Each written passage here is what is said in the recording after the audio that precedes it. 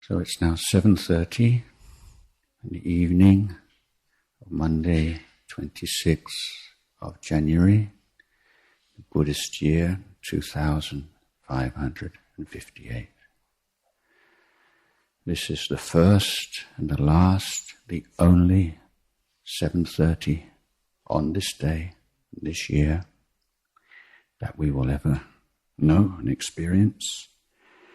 And this particular meditation session between 7:30 p.m. and 8:15 p.m. on this day is unique.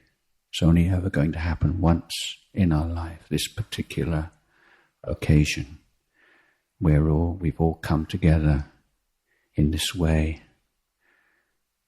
at this time, and for all of the causes and conditions in the past, in this life, in past lives, all led up to this moment right now. So there's no special moment, because every moment is a special moment.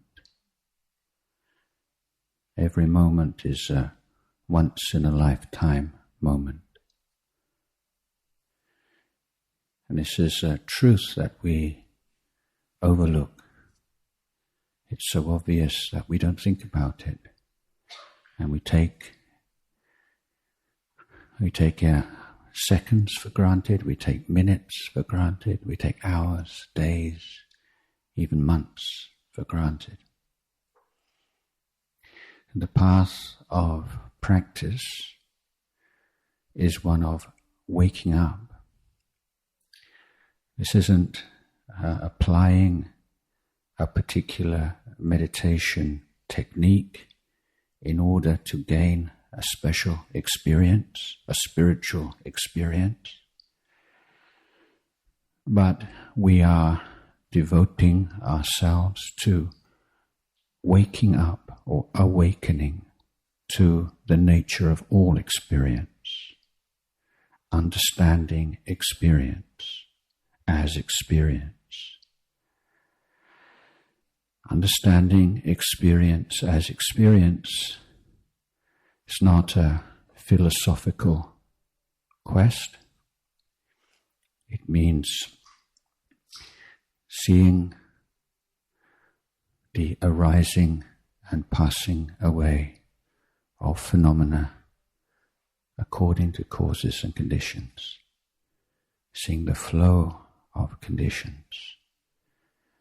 And by seeing this flow of conditions arising and passing away,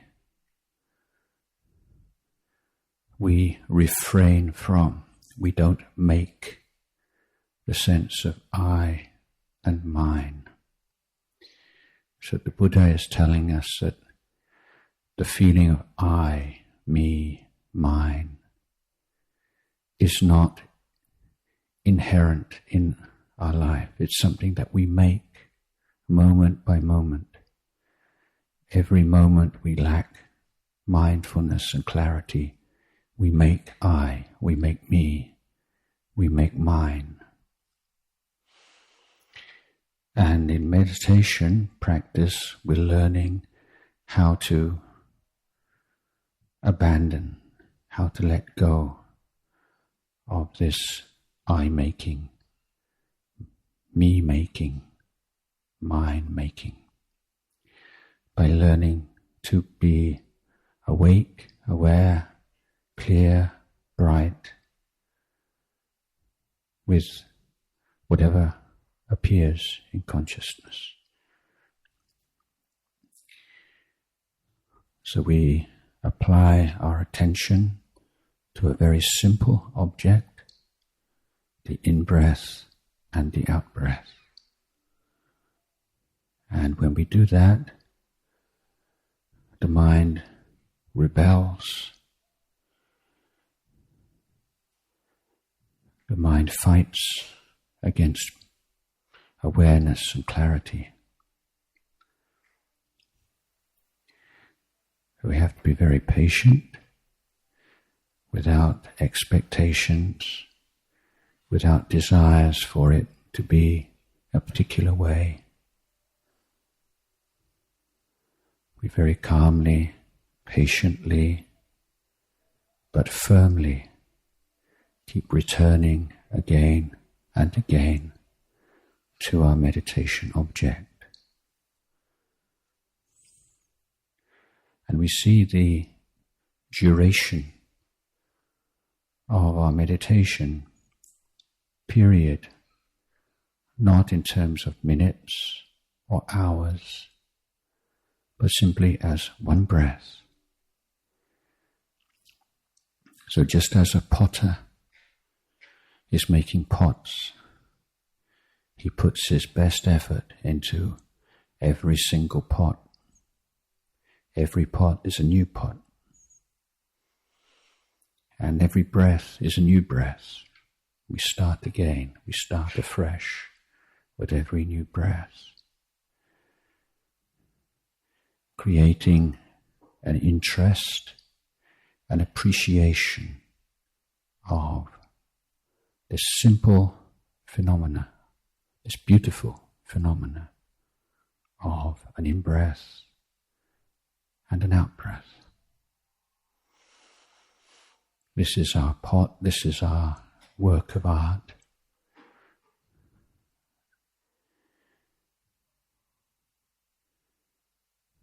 One breath, one in-breath, one out-breath. How can we look at the breath? How can we be with the breath? What kind of relationship do we need with the breath that will allow us to stay with the breath and not be drawn into memories and imagination?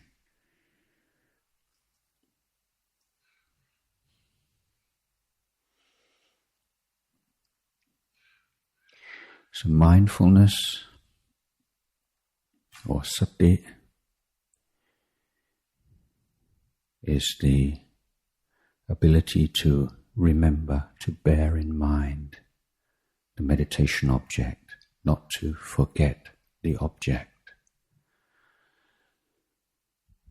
Sampajanya is that state of alertness,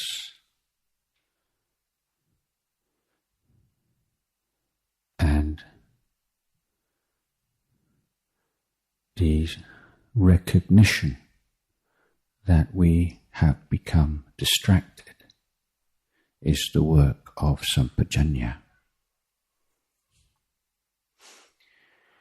When we recognize that the mind has become distracted, we apply effort to return the mind to the breath.